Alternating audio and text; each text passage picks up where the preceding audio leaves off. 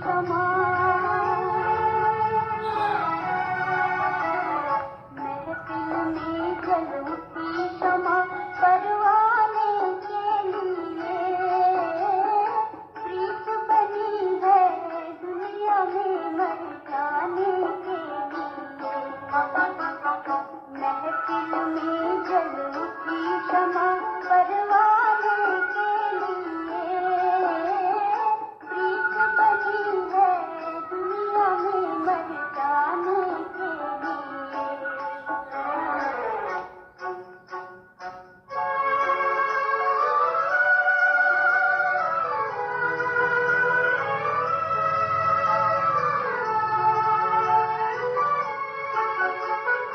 चारों तरफ लगाए फेरे फिर भी हर दम दूर है। उल्फत देखो बनी है मिलने से मजबूर है। यही सजा है दुनिया में, यही सजा है दुनिया में दीवाने के लिए। प्रीत बनी है दुनिया में मर जाने के लिए। महफिल में जल उठी क्षमा करवाने के लिए। प्रीत बनी है दुनिया में मर जाने के लिए।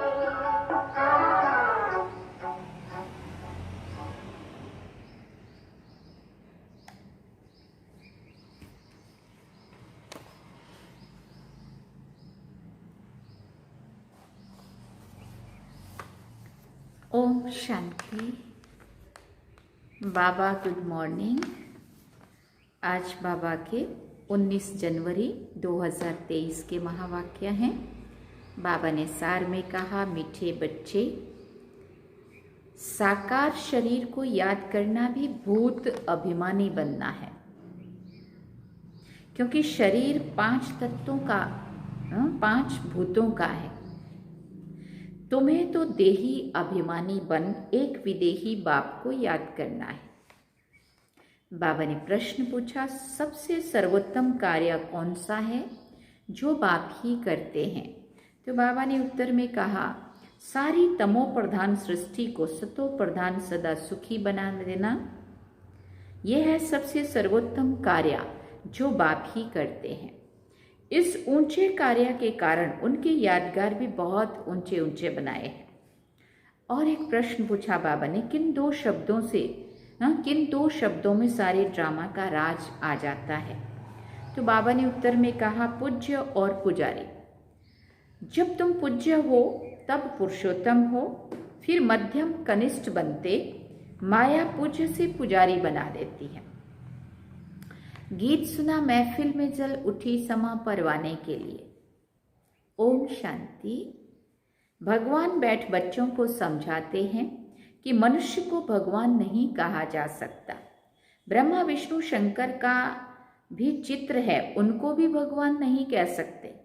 परमपिता परमात्मा का निवास उनसे भी ऊंच है, उनको ही प्रभु ईश्वर भगवान आदि कहते हैं। मनुष्य जब पुकारते हैं तो उनको कोई भी आकार व साकार मूर्ति दिखाई नहीं पड़ती है, इसलिए किस भी मनुष्य आकार को भगवान कह देते हैं। सन्यासियों को भी देखते हैं तो कहते हैं भगवान, परंतु भगवान खुद समझाते हैं कि मनुष्य को भगवान नहीं कहा जा सकता। निराकार भगवान को तो बहुत याद करते हैं। जिन्होंने गुरु नहीं किया है, छोटे बच्चे हैं, उनको भी सिखाया जाता है परमात्मा को याद करो, परंतु किस परमात्मा को याद करो ये नहीं बताया जाता। कोई भी चित्र बुद्धि में नहीं रहता है। दुख के समय कह देते हैं, हे प्रभु, कोई गुरु व देवता आदि का चित्र सामने नहीं आता है। भले बहुत गुरु किए हों तो भी जब हे भगवान कहते हैं तो उनको गुरु याद नहीं आएगा। अगर गुरु को याद कर और ही भगवान कहें तो वो मनुष्य तो जन्म मरण में आने वाला हो गया। तो ये गोया 5 तत्वों के बने हुए शरीर को याद करते हैं, जिसको 5 भूत कहा जाता है। आत्मा को भूत नहीं कहा जाता, वो तो जैसे भूत पूजा हो गई ना। बुद्धि योग शरीर की तरफ चला जाएगा। अगर किसी मनुष्य को भगवान समझते तो ऐसे नहीं कि उनमें जो आत्मा है उनको याद करते, नहीं, आत्मा तो दोनों में है, याद करने वाले में भी है और जिसको याद कर रहे हैं उनमें भी है। परमात्मा को तो सर्वव्यापी कह देते, परंतु परमात्मा को पाप आत्मा नहीं कहा जा सकता। वास्तव में परमात्मा नाम जब निकलता है तो बुद्धि निराकार की तरफ चली जाती है। निराकार बाप को निराकार आत्मा याद करती है, उसको देह अभिमानी कहेंगे। साकार शरीर को तो याद करते हैं, वो जैसे भूत अभिमानी है। भूत भूत को याद करते हैं क्योंकि अपने को आत्मा समझने के बदले 5 भूतों का शरीर समझते हैं। तो भूत भूत को याद कर रहा है, मन देहधारी देहधारी को याद कर रहा है। नाम भी शरीर पर पड़ता है। अपने को भी 5 तत्वों का भूत समझते हैं और उनको भी शरीर से याद करते हैं। हाँ, जो भी देहधारी गुरु है उनको भी देहधारी समझ के याद कर रहे हैं, और मैं भी देहधारी वो भी देहधारी, तो भूत भूत को याद करता है। बाबा कहते देही अभिमानी तो है नहीं, ना आत्मा का ज्ञान हमारे में है, ना आत्मा का ज्ञान उसमें है। अपने को निराकार आत्मा समझें तो निराकार परमात्मा को याद करें। सभी आत्माओं का संबंध पहले पहले परमात्मा से है। आत्मा दुख में परमात्मा को ही याद करती है, उनके साथ संबंध है। वो आत्माओं को भी सभी दुखों से छुड़ाते हैं, उनको क्षमा भी कहते हैं। कोई बत्ती आदि की तो बात ही नहीं है, वो तो परमपिता परमात्मा है। क्षमा कहने से मनुष्य फिर ज्योति समझ लेते हैं। ये तो बाप ने खुद समझाया है, मैं परम आत्मा हूँ जिसका नाम शिव है। शिव को रुद्र भी कहते हैं।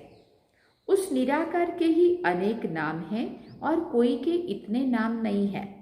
ब्रह्मा विष्णु शंकर का एक ही नाम है। जो भी देहधारी हैं उन्हों का एक ही नाम है। एक ईश्वर को ही अनेक नाम दिए जाते हैं। उनकी महिमा अपरम अपार है। मनुष्य का एक नाम फिक्स है। अब तुम मर्जीवा बने हो तो तुम्हारे पर दूसरा नाम रखा गया है, जिससे पुराना सब भूल जाए। क्यों नया नाम रखा? ताकि पुराना नाम भी मिटा दो और पुरानी दुनिया भी भूल जाओ। तुम परमपिता परमात्मा के आगे जीते जी मरते हो, तो ये है मर्जीवा जन्म। तो जरूर माता पिता के पास जन्म लिया जाता है। ये गुहिया बातें बाप बैठ तुमको समझाते हैं। दुनिया तो शिव को जानती नहीं है, ब्रह्मा विष्णु शंकर को जानती है। ब्रह्मा का दिन ब्रह्मा की रात भी कहते हैं। ये भी सिर्फ सुना है, ब्रह्मा द्वारा स्थापना, परंतु कैसे ये नहीं जानते हैं। अब क्रिएटर तो जरूर नया धर्म नई दुनिया रचेगा। ब्रह्मा द्वारा ब्राह्मण कुल ही रचेगा। तुम ब्रह्मा को नहीं परमपिता परमात्मा को याद करते हो, क्योंकि ब्रह्मा द्वारा तुम उनके बने हो। बाहर वाले देह अभिमानी ब्राह्मण ऐसे अपने को ब्रह्मा के बच्चे शिव के पोतरे नहीं कहेंगे। शिव बाबा जिसकी जयंती मनाते हैं, परंतु उनको ना जानने के कारण उनका कदर नहीं है। उनको अच्छे से समझते पहचानते नहीं, इसलिए उनका इतना कदर नहीं है। उनके मंदिर में जाते हैं, समझते हैं कि ब्रह्मा विष्णु शंकर व लक्ष्मी नारायण तो नहीं है, वो जरूर निराकार परमात्मा है। और सभी एक्टर्स का अपना अपना पार्ट है। पुनर्जन्म लेते हैं तो भी अपना नाम धरते हैं। ये परमपिता परमात्मा एक ही है, जिसका व्यक्त नाम रूप नहीं है, परंतु मूढ़मती मनुष्य तो समझते नहीं है।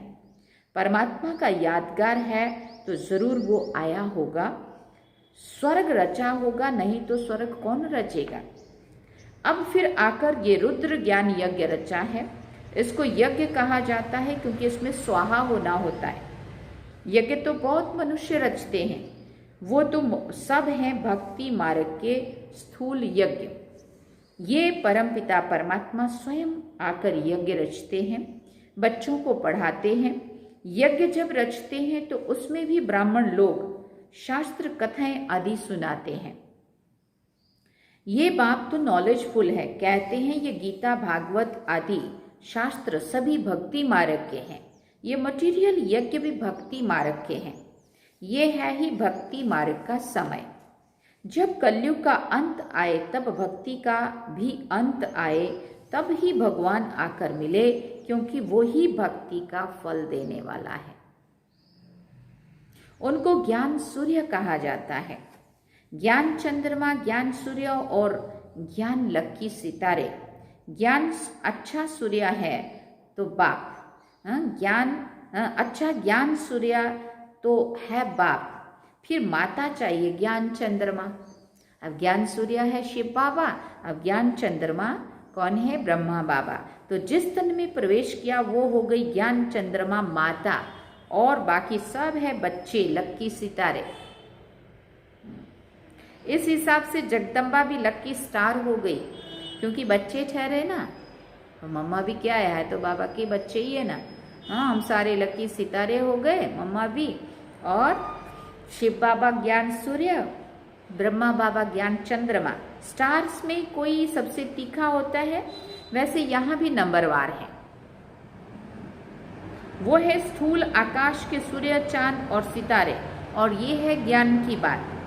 जैसे वो पानी की नदियाँ और ये है ज्ञान की नदियाँ, जो ज्ञान सागर से निकली हैं। अब शिव जयंती मनाते हैं, जरूर वो सारे सृष्टि का बाप आते हैं, आकर जरूर स्वर्ग रचते होंगे। बाप आते ही हैं आदि सनातन देवी देवता धर्म की स्थापना करने, जो प्राय लोप हो गया है। गवर्नमेंट भी कोई धर्म को नहीं मानती है, कहते हैं हमारा कोई धर्म नहीं है, ये ठीक कहते हैं। बाप भी कहते हैं भारत का आदि सनातन देवी देवता धर्म प्राय लोप हो गया है, धर्म में ताकत रहती है। भारतवासी अपने दैवी धर्म के थे तो बहुत सुखी थे। वर्ल्ड ऑलमाइटी अथॉरिटी राज्य था, पुरुषोत्तम राज्य करते थे। श्री लक्ष्मी नारायण को ही पुरुषोत्तम कहा जाता है। नंबरवार ऊंच नीच तो होते ही है।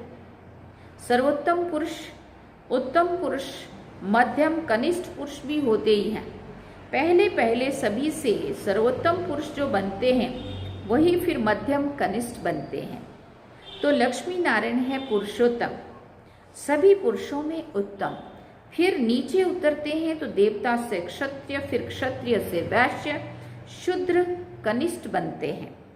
सीताराम को भी पुरुषोत्तम नहीं कहेंगे। सभी राजाओं के राजा सर्वोत्तम सतो प्रधान पुरुषोत्तम है लक्ष्मी नारायण। ये सब बातें तुम्हारी बुद्धि में बैठी हैं। कैसे ये सृष्टि का चक्र चलता है, पहले पहले उत्तम, फिर मध्यम, फिर कनिष्ठ बनते हैं। इस समय तो सारी दुनिया तमो प्रधान है, ये बाप समझाते हैं, जिसकी अब जयंती मनाएंगे। तुम बता सकते हो कि आज से 5000 वर्ष पहले परमपिता परमात्मा शिव पधारे थे, नहीं तो शिव जयंती क्यों मनाते। परमपिता परमात्मा जरूर बच्चों के लिए सौगात ले आएंगे और जरूर सर्वोत्तम कार्य करेंगे। सारी तमो प्रधान सृष्टि को सतो प्रधान सदा सुखी बनाते हैं। जितना ऊंच है उतना यादगार भी था, जिस मंदिर को लूट कर ले गए। मनुष्य चढ़ाई करते ही है धन के लिए, फॉरेन से भी आए धन के लिए। उस समय भी धन बहुत था, परंतु माया रावण ने भारत को कौड़ी तुल्य बना दिया है। बाप आकर फिर हीरे तुल्य बनाते हैं। ऐसे शिव बाबा को कोई भी नहीं जानते हैं, कह देते हैं सर्वव्यापी है, ये कहना भी भूल है। नैया पार लगाने वाला सतगुरु एक है, डुबोने वाले अनेक हैं। सभी विषय सागर में डूबे हुए हैं, तभी तो कहते हैं इस असार संसार विषय सागर से उस पार ले चलो जहां क्षीर सागर है। गाया भी जाता है विष्णु सागर क्षीर सागर में रहते थे, स्वर्ग को क्षीर सागर कहा जाता है। बाकी ऐसा तो कोई जिंदगी नहीं होती है। क्षीर सागर मतलब दूध से खीर से भरा हुआ सागर हो और उसमें विष्णु से शेष सैया पर बैठा हो आराम से। परंतु ये सुखमय संसार उसकी बात हुई जहाँ लक्ष्मी नारायण राज करते हैं। बाकी ऐसे नहीं कि विष्णु वहाँ क्षीर सागर में विश्राम करते हैं। वो लोग तो बड़ा तालाब बनाकर उसके बीच में विष्णु को रखते हैं। विष्णु भी लंबा चौड़ा बनाते हैं बाबा के। इतने बड़े तो लक्ष्मी नारायण होते नहीं है, बहुत बहुत 6 फीट होंगे। पांडवों के भी बड़े बड़े बुत बनाते हैं। रावण का कितना बड़ा बुत बनाते हैं। बड़ा नाम है तो बड़ा चित्र बनाते हैं। बाबा का नाम भले बड़ा है परंतु उनका चित्र छोटा है। ये तो समझाने के लिए इतना बड़ा रूप दे दिया है। बाप कहते हैं बाबा कहते हैं मेरा इतना बड़ा रूप नहीं है। जैसे आत्मा छोटी है वैसे ही मैं परमात्मा भी स्टार मिसल हूँ। उसको सुप्रीम सोल कहा जाता है। वो है सबसे ऊंच, उसी में सारा ज्ञान भरा हुआ है। उनकी महिमा गाई हुई है कि वो मनुष्य सृष्टि का बीज रूप है, ज्ञान का सागर है, चैतन्य आत्मा है। परंतु सुनावे तब जब ऑर्गन्स लेवे। जैसे बच्चा भी छोटे ऑर्गन से बात नहीं कर सकता है, बड़ा होता है तो शास्त्र आदि देखने से अगले संस्कारों की स्मृति आ जाती है। तो बाप बैठ बच्चों को समझाते हैं। क्या समझाते हैं? मैं फिर से 5000 वर्ष के बाद तुमको वही राजयोग सिखाने आया हूं। श्री कृष्ण ने कोई राजयोग नहीं सिखाया है। उन्होंने तो प्रारब्ध भोगी है। 8 जन्म सूर्यवंशी, 12 जन्म चंद्रवंशी, 63 जन्म वैश्य शूद्रवंशी, वैश्य शूद्रवंशी बने। अभी सबका ये अंतिम जन्म है। ये श्री कृष्ण की आत्मा भी सुनती है।